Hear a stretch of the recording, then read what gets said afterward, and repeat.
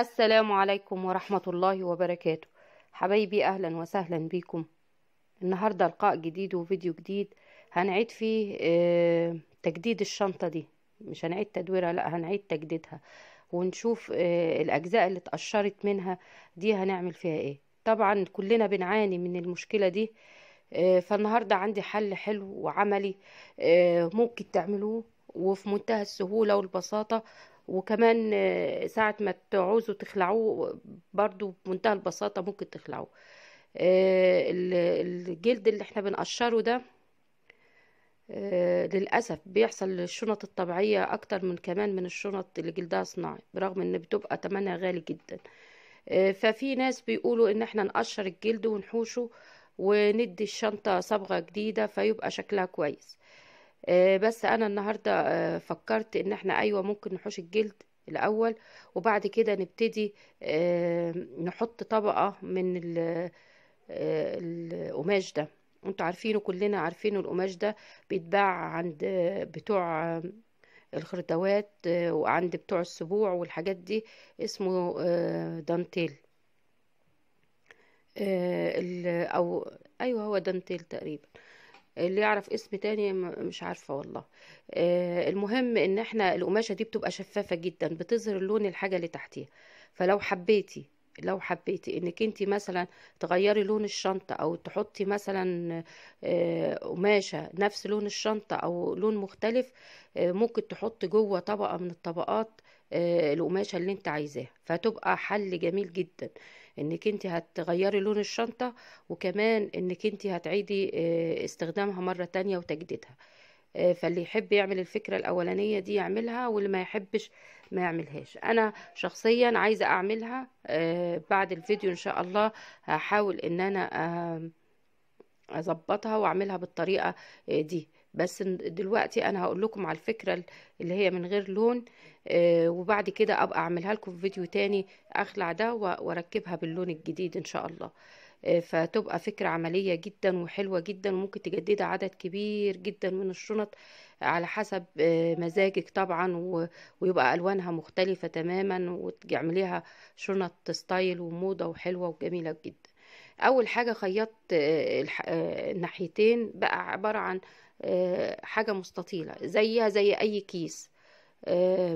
لان الناحيه اللي من تحت مقفوله طبعا، وممكن تحطي كذا طبقه على فكره من القماشه. انا عاملاها 4 طبقات، طبقتين كده وطبقتين من الناحيه التانية، يبقى طبقتين بس. وبعدين نبتدي نعملها على الشنطه. ممكن تعمليها بالغيره، ممكن تعمليها بش مسدس الشمع، ممكن تعمليها باللاصق الدبل فيس. ممكن توديها للراجل ويمكنها لك على حسب الظروف بتاعتك اعملي. المهم ان احنا هنبتدي واحنا بنشتغل في الشنطة. احنا شنطة هنخرج بيها، يعني هتبقى في وش الناس، وده يبص فيها وده يبص فيها، فلازم نحاول نتقن العمل فيها بقدر الامكان. انا على فكرة مصورة فيديو تاني للشنطة، مش شنطي، شنط اختي. رحت عندها ورحنا طلعنا الشنط القديمة وقعدنا نعمل بيها شغل وكده. بس هعمله لكم في فيديو غير ده. لكن انا عملت الفيديو بتاعي ده الخاص بيا. المرة الجاية هجيب الفيديو بتاع اختي ان شاء الله. هنبتدي نركب الشنطة ونفتح كل السوست، كل الحاجات اللي فيها كباسين، بحيث ان احنا نستفيد بمكان الكبسولة.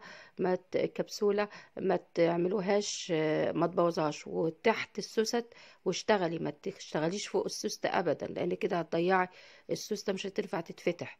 ايوه تحت اي سوستة، حتى لو كان الجزء اللي فوق السوستة بايظ، يبقى انت لازم تشتغلي تحت وترجعي مرة تانية تقفلي فوق بقطعة قماش تانية. هوريكم برضو في كبسولة بتتفتح بيها الشنطة، بتكبر وتصغر، برضو هنعمل حواليها تحت المكان بتاع اليد. نظبط بقدر الامكان وتعملوا ادق مني. يعني انا بعمل فيديو واجري يعني زي ما بيقولوا، لكن انتي بهدوء كده. حتى لو هتعمليها على كذا فترة، تبتدي كل شوية تعملي حتة لغاية لما تظبطيها. دي مكان كبسولة. هعمل ايه؟ فتحت الكبسولة وهشتغل بعيد عنها برضو.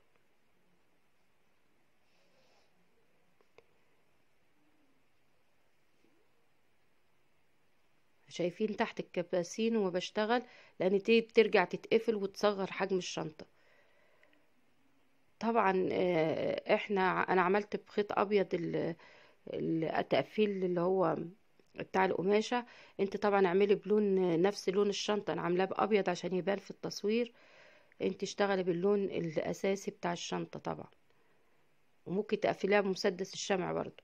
وخلي بالكم انا ما لزقتش المكان بتاع الخيط بالشنطة نفسها، انا عاملاه ممكن نفك بس الحتت اللي من فوق وتتخلع وتتركب واحدة غيرها او اي حاجة تانية. شايفين مكانها شغال يتخلع ويتعمل مختلف عن الشنطة تماما، يعني مش لازقاه في الشنطة.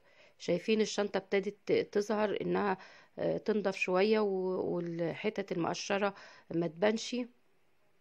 شايفين اول جزء. بعد كده انت ومزاجك ممكن تجيبي قماش تاني، مثلا اي قماش لون تاني مختلف، مثلا غامق فاتح او استرسات او اي جالونات عايزاها، وتبتدي تعملي الحتة اللي هي مكان الخياطة دي.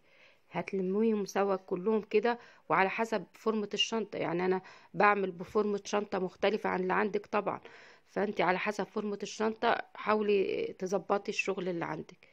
انا بحاول ان انا اعمل حاجة ممكن يعني تبقاش اوفر قوي، وممكن يتخرج بيها في اي وقت حتى لو هخرج بيها بالليل يعني. ممكن بالابرة والفتلة طبعا نركبها او بالمكنة. وممكن قبل ما تركبي الشنطة خالص تبتدي تعملي الفكرة دي. يعني قبل ما تلزقي الحاجات في الشنطة تركبي الاسترسات او الجالون، وبعد كده تبتدي تشتغلي في الشنطة نفسها. هركبها واوريها لكم، والناحية التانية زيها بالظبط نفس المساحة ونفس الحجم. هنركب الاستراس، وممكن كمان تجيبي حاجات تانية تركبيها على حسب رغبتك وحسب ذوقك يعني، وعلى حسب استخدامك للشنطة. بعد كده هتبقى ايه. انا هلزقها بمسدس الشمع. سهل جدا ان احنا نلزقها بتاع دي.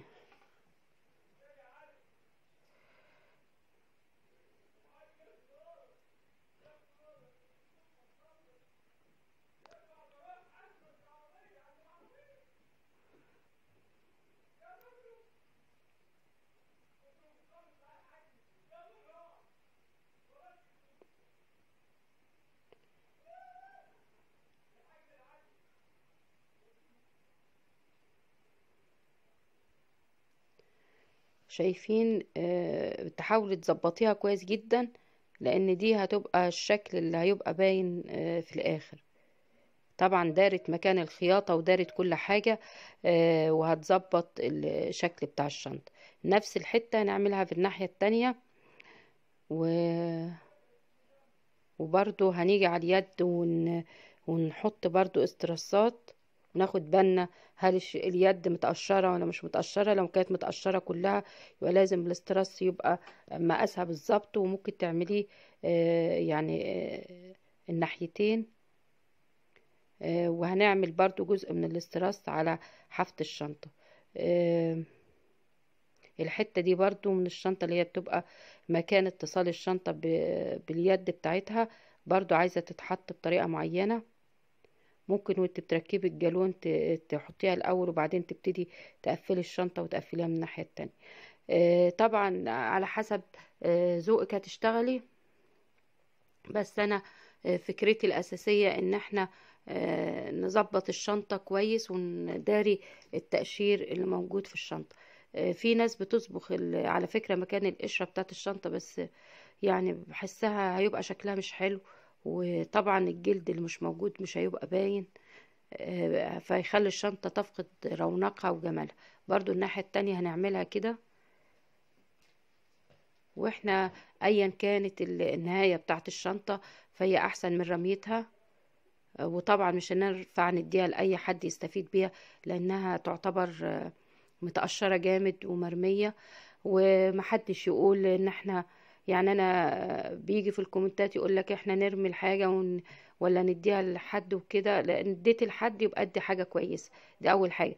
تاني حاجه، في الكومنتات اللي بيقولوا احنا نشتري احسن منها ودي حاجه تبقى قرف ومش عارفه ايه، لا، الدنيا غليت وكل حاجه بقت سعرها صعب وغالي. فالواحد يحاول ان هو يعني يستخدم الحاجات بقدر الامكان ويحافظ عليها بقدر الامكان. اتمنى ان الفيديو يكون مفيد واستفدتوا بيه. وطبعا انا هقعد مع نفسي كده واشوف ايه الحتت اللي انا ما ظبطتهاش جامد في الشنطه واظبطها. وانتوا اعملوا نفس الفكره. اقعدوا بهدوء كده وعلى روقان، واتقنوا في العمل بتاعها، لان الشنطه بالذات يمكن اكتر من الجزمه بتبان، بتحطيها على ترابيزه والناس كلها بتبص عليها او بتعلقيها، وده يقول لك عملت فيها كذا وده عملت فيها كذا. فاحنا هنحاول نظبط ونداري اي حاجه، ومكان الشمع وكل حاجه. لايك، شير، سبسكرايب للقناه، والسلام عليكم ورحمه الله وبركاته.